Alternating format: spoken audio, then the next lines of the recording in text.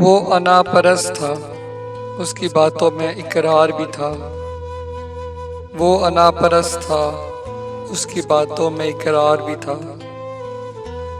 उसके चुपते हुए लहजे में छुपा प्यार भी था। वो मुझे लिखता था कि मुंतजिर ना रहो।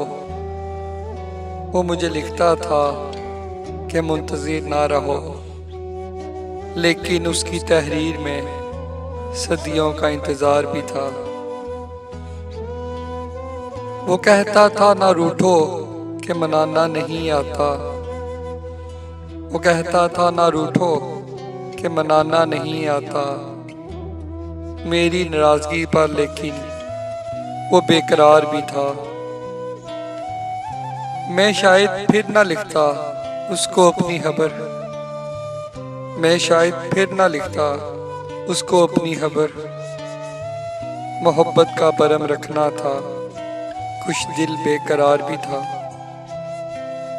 शायद यही इसका अंदाज़े मोहब्बत हो।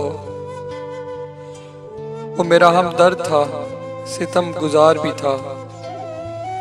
वो अनापरस्त था, उसकी बातों में इकरार भी था। उसके चुपते हुए लहजे में छुपा प्यार भी था।